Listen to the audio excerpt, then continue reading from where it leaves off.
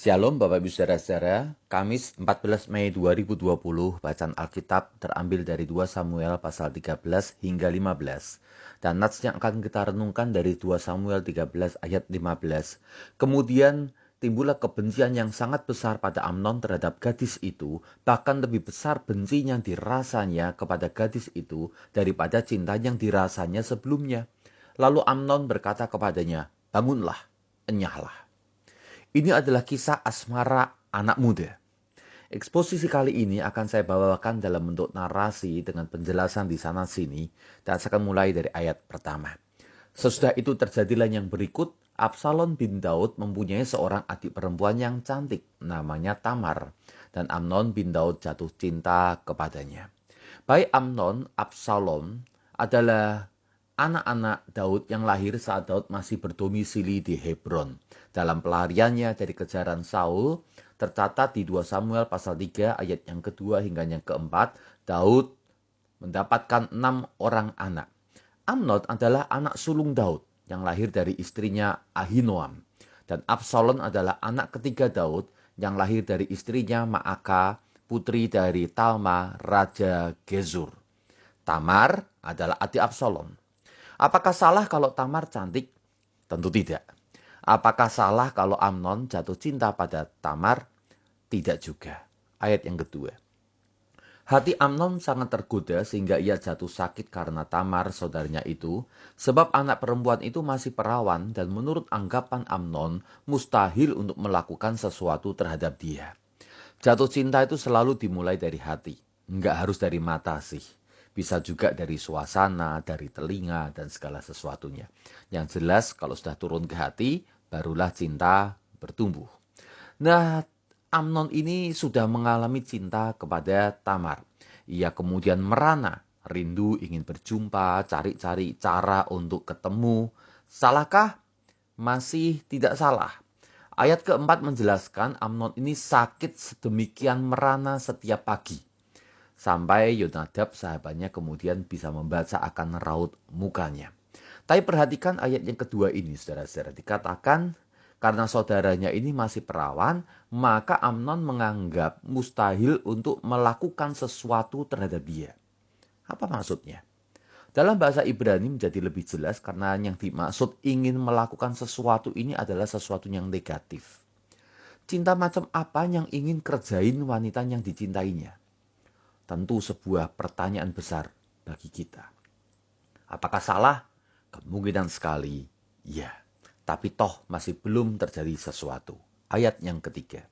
Amnon mempunyai seorang sahabat bernama Yonadab, anak Simea, kakak Daud. Yonadab itu seorang yang sangat cerdik, katanya kepada Amnon, "Hai anak raja, mengapa engkau demikian merana setiap pagi? Tidakkah lebih baik engkau memberitahukannya kepadaku?" Kata Amnon kepadanya, "Aku cinta kepada Tamar, adik perempuan Absalom, saudaraku itu." Saya yakin sahabat yang baik dikenal salah satunya karena dia ingin selalu membantu dan mengerti akan perasaan sahabatnya. Jadi apa yang dilakukan oleh Yonadab kepada sahabatnya Amnon? Ayat yang kelima. Lalu berkatalah Yonadab kepadanya, "Berbaringlah di tempat tidurmu dan berbuat pura-pura sakit. Apabila ayahmu datang menengok engkau, maka haruslah engkau berkata kepadanya, 'Izinkanlah adikku Tamar datang memberi aku makan.' Apabila ia menyediakan makanan di depan mataku, sehingga aku dapat melihatnya, maka aku akan memakannya dari tangannya." Apa hubungannya kasih makan dengan kesembuhan atau dengan rasa sakit Amnon? Sebenarnya nggak ada hubungan, saudara-saudara. Tapi itulah kecerdikan daripada Yonadab. Dia memang disebut sangat cerdik. Dia tahu persis kebiasaan Daud, ya pamannya, ayah dari Amnon, bahwa kalau anaknya sakit, dia pasti akan mengunjungi mereka dan tanpa tanya, biasanya Daud mengabulkan permintaan anak-anaknya. Saudara, ini adalah salah satu kelemahan Raja Daud. Ia tidak biasa menegur kesalahan anak-anaknya. Anda bisa bandingkan dengan ayat 21 dalam perikop yang sama, dikatakan saudara-saudara setelah Daud mendengar perilaku Amnon terhadap Tamar, dikatakan Daud ini sangat marah. Apa yang dilakukan Daud ketika ia sangat marah terhadap anaknya? Ia tidak melakukan apa-apa. Daud tidak melakukan apa-apa terhadap Amnon, tidak juga melakukan apa-apa terhadap Tamar, tidak juga melakukan apa-apa terhadap Absalom.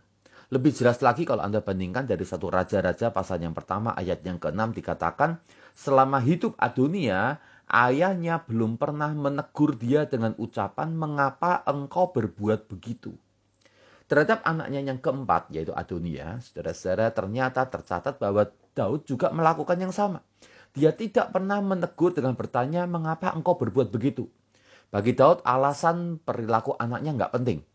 Penting bagi dia adalah apakah dia bisa mengabulkan permintaan anaknya. Agak mirip mungkin dengan sebagian dari kita sebagai orang tua, bukan?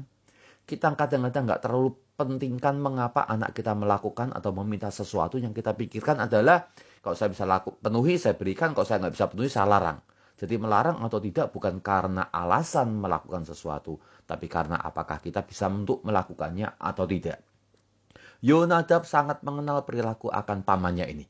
Pasti nanti kalau anaknya sakit didatangi karena memang ayahnya ini sangat sayang sama anak-anaknya. Kalau ada permintaan dikabulkan dan nggak banyak tanya. Saudara, kembali pada Yonadab. Yonadab ini juga orang yang tahu persis akan tabiat Amnon. Amnon, kalau Anda perhatikan, hanya berkata, aku cinta Tamar. Tapi Yonadab langsung paham apa maksudnya. Hayat paham bahwa maksud Amnon adalah ingin meniduri dan ia memberikan ide yang licik untuk memberi peluang Amnon melakukan sesuatu, quote in quote, pada Tamar. Jelas kita tahu Amnon memang orang yang sudah terbiasa melakukan persetubuhan terhadap wanita. Sehingga Yonadab tidak perlu menebak lagi. Dia tahu apa yang diinginkan oleh Amnon. Sedikit tentang karakter daripada Amnon kita telah pahami, karakter dari Daud kita telah pahami, tapi saya ingin memberikan sisipan tentang apa artinya menjadi seorang sahabat. Menurut Anda, apakah Yonadab sahabat yang baik? Apa yang seharusnya dilakukan seorang sahabat yang baik jika sahabatnya itu meminta nasihat untuk sesuatu yang buruk? Sahabat yang baik seharusnya mengarahkan pada perkara-perkara yang baik, mengoreksi ketika melakukan perkara yang salah. Sahabat sejati adalah orang yang mendukung kita ketika melakukan sesuatu yang baik. Kalau kita melakukan yang buruk, sahabat kita mendukung, namanya bukan sahabat, namanya penjilat. Jadi dengarkan prinsip ini. Sahabat sejati bergembira jika bisa membawa sahabatnya lebih baik. Bukan sekedar mendukung atau tidak. Silakan engkau menilai siapa sahabat-sahabat kita. Mari kita lanjutkan bahasan kita ayat yang ke-6. Sesudah itu berbaringlah Amnon dan berbuat pura-pura sakit. Ketika raja datang menjenguk dia, berkatalah Amnon kepada raja, izinkanlah adikku Tamar datang membuat barang 2 kue di depan mataku supaya aku memakannya dari tangannya. Lalu Daud menyuruh orang kepada Tamar ke rumahnya dengan pesan, pergilah ke rumah Amnon kakakmu dan sediakanlah makanan baginya. Maka Tamar pergi ke rumah Amnon kakaknya yang sedang berbaring-baring. Lalu anak perempuan itu mengambil adonan, meremasnya dan membuat kue di depan matanya. Kemudian dibakarnya kue itu. Sesudah itu gadis itu mengambil kuali dan mengeluarkan isinya di depan Amnon. Tetapi ia tidak mau makan. Saudara, Tamar adalah seorang wanita yang ingin melakukan perintah ayahnya, yaitu merawat kakak tirinya. Tamar bukan saja gadis yang cantik parasnya, namun juga cantik hatinya. Ia suka, terbiasa melakukan pekerjaan dapur, ia pandai menolong atau merawat orang yang sakit, dan ia memiliki empati terhadap kakaknya. Mari kita lanjutkan kisahnya. 9b. Berkatalah Amnon, suruhlah setiap orang keluar meninggalkan aku. Lalu keluarlah setiap orang meninggalkan dia. Lalu berkatalah Amnon kepada Tamar, bawalah makanan itu ke dalam kamar, supaya aku memakannya dari tanganmu. Tamar mengambil kue yang disediakannya itu, lalu membawanya kepada Amnon kakaknya ke dalam kamar. Ketika gadis itu menghidangkannya kepadanya supaya ia makan, dipegangnyalah gadis itu. Lalu berkata kepadanya, marilah tidur dengan aku adikku. Rencana itu dilaksanakan. Ia suruh semua orang keluar kamar, lalu meminta Tamar masuk ke dalamnya, ke dalam kamar itu. Dan sekarang tinggal mereka berdua di dalam kamar. Dan tanpa curiga sesuatu sedang tidak beres, Tamar masuk ke kamar, menghidangkan kue buatannya di depan sang kakak, dan baru tersadar ketika Amnon memegang tangannya dan mulai mengajak tidur. Namun semua sudah terlambat. Tamar masuk perangkap. Ayat 12. Tetapi gadis itu berkata kepadanya, "Tidak, kakakku. Jangan perkosa aku sebab orang tidak berlaku seperti itu di Israel. Janganlah berbuat noda," atau terjemahan aslinya, "janganlah berbuat kriminal seperti itu. Dan aku kemana aku bawa kecemaranku, dan engkau akan dianggap sebagai orang yang bebal di Israel. Oleh sebab itu berbicaralah dengan raja, sebab ia tidak akan menolak memberikan aku kepadamu." Tetapi Amnon tidak mau mendengarkan perkataannya, dan sebab ia lebih kuat daripadanya, diperkosanyalah dia lalu tidur dengan dia. Jawaban Tamar sebenarnya jawaban yang cerdas. Ia mengingatkan kakaknya untuk tidak melakukan kekerasan seksual atas dirinya. Ada cara yang lebih baik, datang aja kepada ayahnya. Dan kemudian meminta Tamar menjadi istrinya. Saya rasa mungkin, kata Tamar. Tentu poin Tamar adalah yang penting lolos dari perangkap. Saudara-saudara, perkosaan adalah tindakan kriminal yang tak diizinkan di Israel. Tamar mengingatkan Amnon, "Kamu itu secara tradisi adalah putra mahkota, nggak perlu melakukan tindakan yang bodoh, yang bebal." Saudara, dia juga mengatakan perkosaan akan mencemarkan dirinya. Dan bagaimana mungkin engkau mengatakan cinta, tapi engkau ingin meniduri akan kekasihnya dengan cara memperkosa. Namun, Tamar tidak cukup cerdas untuk mengetahui sifat pria. Pria kalau sudah terbakar nafsunya jadi bodoh dan tidak bisa berpikir jernih. Maka Amnon dicatat tidak mendengarkan Tamar. Dan lagi pria lebih kuat daripada wanita. Sehingga akhirnya di tempat itu Amnon berhasil memaksakan kehendaknya. Ayat 15. Kemudian timbullah kebencian yang sangat besar pada Amnon terhadap gadis itu. Bahkan lebih besar benci yang dirasanya kepada gadis itu daripada cinta yang dirasanya sebelumnya. Lalu Amnon berkata kepadanya, "Bangunlah, nyala." Lalu berkatalah gadis itu kepadanya, "Tidak, kakakku, sebab menyuruh aku pergi adalah lebih jahat daripada apa yang telah kau lakukan kepadaku tadi." Tetapi Amnon sekali lagi tidak mau mendengarkan dia. Dipanggilnyalah orang muda yang melayani dia, katanya, "Suruhlah perempuan ini pergi daripadaku, dan kuncilah pintu di belakangnya." Habis manis sepah dibuang. Peribahasa ini bukan benar hanya untuk tebu, tapi juga untuk korban cinta yang bodoh dan lugu. Setelah melampiaskan nafsu, rasa sayang Amnon seketika berubah menjadi benci yang sangat besar. Mungkin karena Tamar tidak mau bekerja sama menuruti nafsu Amnon. Atau mungkin karena memang sifat Amnon memang sangat terkutuk. Namun bukankah itu yang sering terjadi?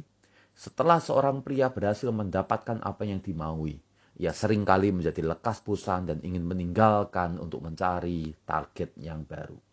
Kalau engkau seorang wanita yang belum menikah, para gadis, dengarkan. Selalu berelasilah dengan pria dan berikan target yang benar. Kalau pria yang datang kepada Anda mengincar target sekedar ingin meniduri Anda, cepat tinggalkan. Karena begitu target tercapai, dia akan mulai melupakan Anda. Carilah seorang pria yang mendatangi Anda dengan target yang tinggi dan mulia, yang berlangsung lama. Target yang bisanya adalah ingin memiliki istri seperti Anda, yang bisa mendampinginya seumur hidup dan bisa dikasihinya seumur hidup. Kalau Anda wanita semacam itu, Anda akan sangat beruntung karena pria akan habis-habisan untuk mewujudkan targetnya, yaitu mendampingi dan mengasihi seumur hidup, bukan sekedar mendapatkan nafsunya. Saudara, target Amnon hanya sebatas syahwatnya. Setelah terpenuhi, hilang antusiasnya pada Tamar. Dan Amnon mengusir Tamar dengan kasar, "Bangun, enyah." Lalu paksa Tamar keluar dari kamar, kunci pintu di belakangnya. Perempuan bayaran pun diperlakukan lebih hormat dibandingkan Tamar. Kasihan dia. Namun penyesalan selalu datang terlambat. Sesal dahulu pendapatan, sesal kemudian tak ada gunanya. Kisah ini saudara-saudara berakhir dengan gadis ini yang meratap, melolong dengan nyaring karena menyesali dirinya. Yang mengoyakkan baju kurungnya yang indah itu. Dan kemudian sampai akhir hidupnya dia mengurung diri di dalam kamar. Saudara, sebagai orang tua, khususnya yang memiliki anak belum menikah, apa yang dapat Anda pelajari dari kisah ini? Dan sebagai anak muda, entahkah engkau pria atau wanita, pelajaran apa yang dapat Anda petik dari kisah nyata ini? Mari kita berdoa. Aku berdoa ya Bapa Surgawi, sebagai orang tua, ajar kami untuk mendidik anak-anak kami, baik yang pemuda maupun yang pemudi, untuk boleh memiliki sebuah konsep yang benar tentang rumah tangga. Aku berdoa untuk setiap anak-anak muda yang mengikuti akan devosi ini, supaya mereka diberikan hikmat untuk mengendalikan nafsu, untuk bijak terhadap lawan jenis, dan untuk mengelola cinta yang adalah anugerah Allah dengan murni dan benar. Aku memohon dalam Tuhan Yesus. Amin.